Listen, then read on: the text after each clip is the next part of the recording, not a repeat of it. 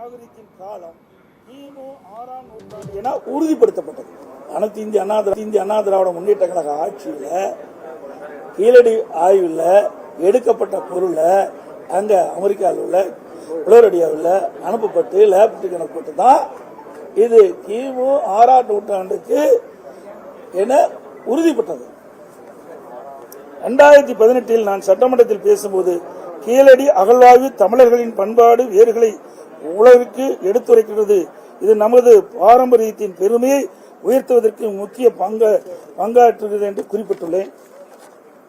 அம்மாவின் அரசு அமெரிக்காவில் சிகாகோவில் உலக தமிழ் மாநாடு நடத்துவதற்கு நிதி ஒதுக்கீடு செய்யப்பட்டு முதன்முறையாக கீழடியில் கண்டெடுக்கப்பட்ட அருட்பொருட்களை காட்சிப்படுத்தினார். அந்த கண்காட்சிக்கு பெயர் தான் கீழடி என் தாய்மடி என்று பெயர் சூட்டி மகிழ்ந்தது. 6720 தொல்பொருட்களை இதில் எடுக்கப்பட்டது. 6720 பொருட்களை மதுரை உலக தமிழ்ச் சங்க வளாகத்தில் வைத்து கண்காட்சி துவக்கி வைத்தோம்.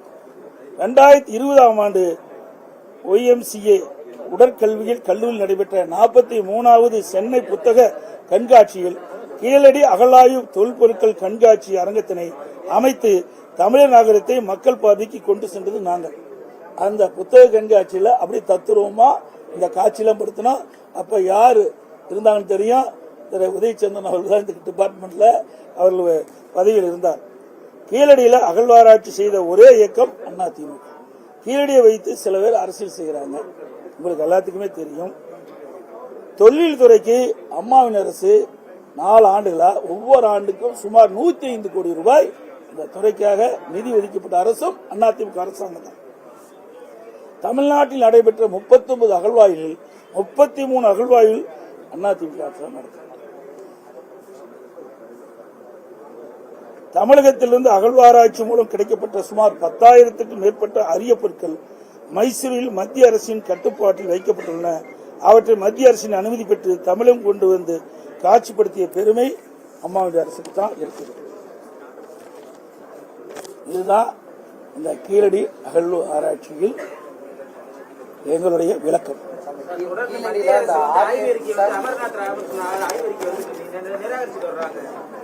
என்னங்க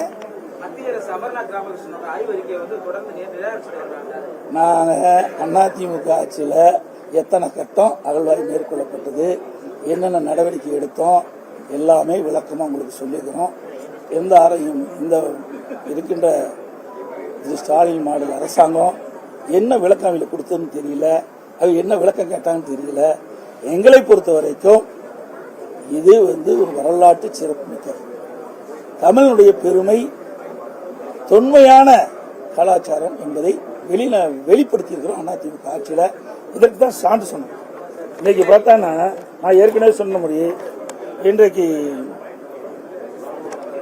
கிமு 6ஆம் நூற்றாண்டுக்கு முந்தைய காலத்தை சேர்ந்த நாம் உறுதிப்படுத்தியிருக்கிறோம். அங்க அமெரிக்காவில் புளோரிடா மாநிலத்தில் இதை அனுப்பி அதுல அவருடைய சான்று உறுதிப்படுத்தினார். அப்படி அனைத்து இந்திய அண்ணா திராவிட முன்னேற்ற கழகத்தை பொறுத்த வரைக்கும் தமிழுடைய பெருமை உலகத்துக்கு பறைசாற்றுவதுதான் எங்களுடைய நோக்கம். இப்ப இது கேட்டுக்கிறாங்க, அதை கொடுக்கலைங்கிறாங்க. இதில் என்ன முரண்பட்ட கருத்து என்று தெரியல. எங்களை பொறுத்த வரைக்கும் அனுமதி கொடுக்க வேண்டும் என்பதை எங்களுடைய விருப்பம். ஆனால் அவர் கேட்கின்ற விளக்கத்தை இவர்கள் கொடுக்கப்பட வேண்டும். இவர்கள் என்ன விளக்கம் கொடுத்தாங்க, அவர் என்ன விளக்கம் கேட்டாங்கன்னு நாங்க அரசியல் இன்னைக்கு ஆட்சி அதிகாரத்தில் இல்ல. இருந்தாலும் இந்த கீழடியில இந்த மாநில அரசு கேட்பதற்கு நாங்க துணை நிற்போம். அதிமுக ஆட்சியில கீழடிக்கு இவ்வளவு பட்டியலிட்டு சொல்லுறீங்க. ஆனா கீழடி தமிழர்களின் தாய்மடின்னு MP வெங்கடேசன் அடிக்கடி பேசி என்னமோ அவர்தான் இதெல்லாம் இது பண்ண மாதிரியா ஒரு மாய தோட்டத்தை உருவாக்கி இருக்கிறாரு. சார் இதெல்லாம் ஆதாரப்பூர்வமா சொல்றேன். நீங்க நிருபர்கள், உங்களுக்கு தெரியாத ஒண்ணும் இல்ல. நடந்த சம்பவம்லாம் உண்மைதானே, உண்மையை பொய்யா சொல்லுங்க. நீங்க உங்க மனசாட்சி படி சொல்லுங்க. நீங்க நிருபருக்கு அப்பாற்பட்டுவாங்க. இதை நாங்க செய்துமோ இல்லையோ, இது யார் பேச்சதா எங்களுடைய வரலாறுல புத்தகமா அடிச்சு அப்பவே கொடுத்துருக்கோம். எல்லா விளக்கமும் கொடுத்திருக்கிறோம். அந்த நூலகத்தில் அங்க எல்லாம் காட்சிப்படுத்தணும். நாங்க அதிமுக ஆட்சி இருக்கின்ற பொழுது தத்துருவமா அந்த படத்தை நாட்டு மக்களுக்கு தெரிய வேண்டும் என்பதற்காக நாங்க அந்த புத்தக கண்காட்சியிலேயே நாங்க அதெல்லாம் முழுமையா என்னென்னலாம் அந்த அகழ்வாய்வில் கிடைக்கப்பட்ட பொருள் எல்லாம் காட்சிப்படுத்தணும். ஆக எங்களை பொறுத்த வரைக்கும் நாங்க சரியா செஞ்சோம். கேஸ் சிலிண்டர் வேலையை பத்தி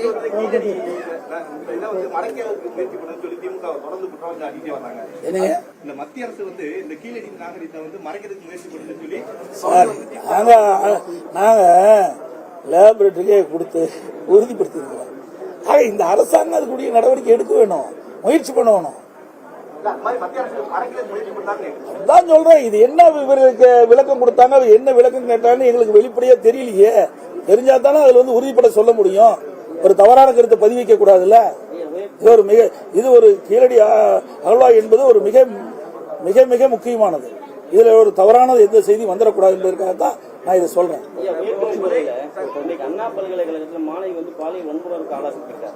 துணைவேந்தராக இருக்கக்கூடிய பாலகுருசாமி டைம்ஸ் ஆஃப் இந்தியாவில் ஒரு கட்டுரை நேற்று எழுதியிருக்காரு.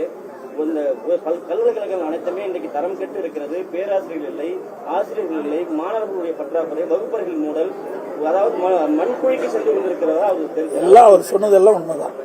இன்றைக்கு 196 அரசு கலை மற்றும் அறிவியல் 96 கல்லூரிக்கு பிரின்சிபாலே இல்லை. இது எப்படி அந்த காலேஜில் நடக்கும்? காலேஜில் பிரின்சிபால் இருந்தால் தானே அவர் கட்டுப்பாட்டில் பேராசிரியர் இயங்குவாங்க. நல்ல தரமான கல்வி எங்கே கிடைக்கும்? நிறைய கல்லூரியில் பேராசிரியர் கிடையாது, மற்ற நிர்வாகிகளும் கிடையாது. அது சம்பந்தப்பட்ட நிறைய வந்து